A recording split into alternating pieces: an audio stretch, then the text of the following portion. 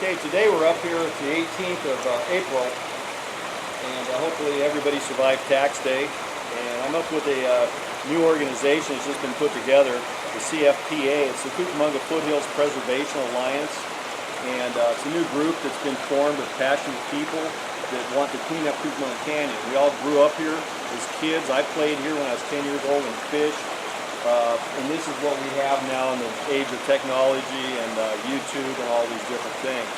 So this group has a time frame, I think it's 2 years, 1 year, okay, which is not an issue. To get this place under control, we're going to get law enforcement up here, because this is the only way you can really get this done. And if you look all the way up here, you can see tags up in an area that I would probably be pretty hesitant to climb up to, because that could cause serious death.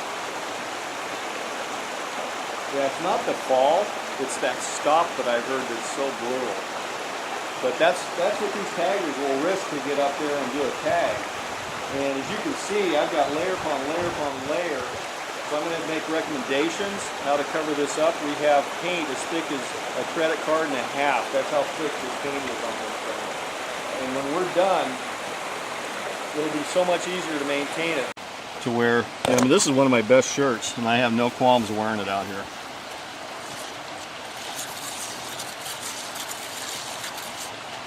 I'm one of those crazy old guys that has a huge Hawaiian shirt collection, vintage.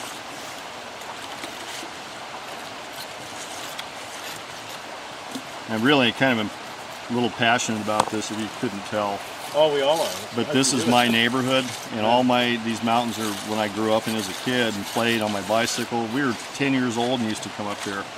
So this is why this really hits home for me. You want to do another rock? Okay, today we're up here in Cucamonga Canyon. This has been closed for a long time, as everybody knows. And I'm kind of demonstrating a couple of granite rocks here that are real common on tags and have a little bit different application. It's not quite as strenuous. So when you're going to go in on a rock like this, you're going to be leaving a little bit of color go through. I'm a little thin on my mix, but that's cool. And what that's going to do is let a little color go through and almost bring it back to like a natural granite rock again. It's just amazing when you guys see how this dries. And what I do is I'll float this out to the edges, bring it down when I got a ridge. I'm not trying to fill everything in. I'm trying to just get a little bit on there. The white, all this, actually will look like a Disneyland rock when we're done. It'll be too pretty for the forest. So I mean, I can see somebody's put paint on here. They tag back over the paint. You know. And with granite, the majority of granite you're going to see in the forest has little color flecks through it. It may be a white rock, but if you really look at your granite, it looks like this, minus the blue. And then I'm going to work my way back around here. And we really don't have much going on the side of this rock. So like on the white, I'll float that out a little harder. And see how that tag just went away, and this isn't even dry. You don't even see that. So and then when you have orange, red, you might want to put a little touch up on there. And then the big thing on a rock like this is covered from end to end. You want to float the cover coat out and feather it out to the edge. Anybody that does painting, see how I'm taking a kind of dry brush and pulling it? So I'm not trying to put a lot of material. The faster you work, the better, because you do a sloppier job and it looks nicer. You're not trying to make this look like a really nice tag.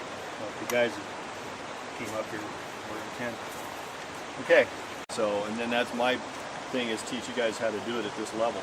As this starts drying, this will go back to a rock.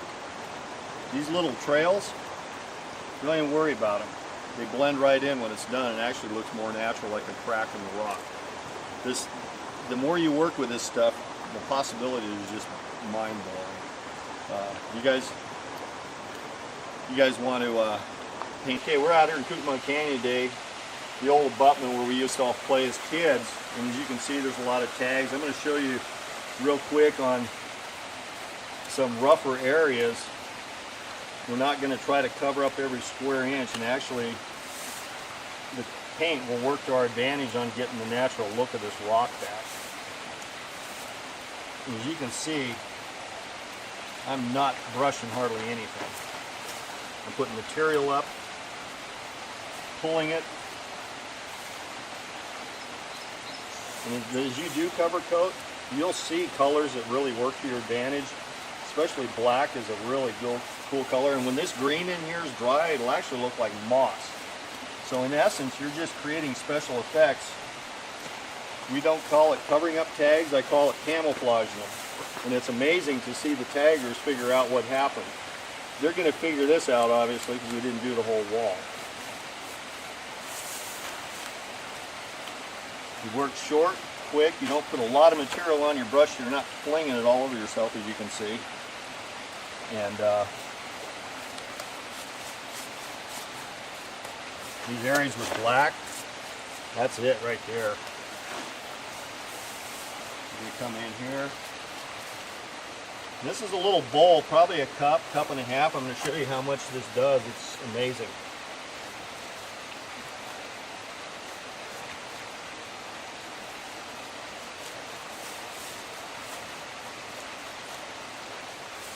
Try to leave as much rock exposed as you can so you don't, it doesn't look like we absolutely painted this thing down. I started out with a fairly sandy batch, and I'm kind of ending up with a sandy batch. So what I'll do to get rid of this, it's not the best cover coat, but I'll wash it a little bit so we can get it out of the bowl. Periodically, you just got to not use your brush as a stirring instrument, but just kind of keep this suspended a little bit. The real key to cover coat is when this stuff dries, because wet, it's kind of hard to picture what it's going to look like. But when it dries, we're going to someday do a time lapse. It'll take a while. It'll virtually disappear before the camera. You got a chunk there. Little cover coat boulder.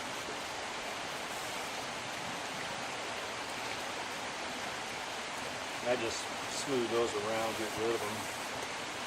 Okay, that was quite a bit of tag on about, maybe a cup of cover coat. So that got you a 2.5 area by 6 feet. So that's quite a few square feet on a cup, and the paint won't go that far, because you can try it. Okay. This is what typically a rock takes once you have this cover coat down. It's really, it's all material. I'm not going to use half of that. So you can see how you guys can get in here and do 100 tags a day, 200 tags a day. Without even timing it, we'll probably be at 30 seconds, I'm guessing. Okay, and that'd be about it. 27.5.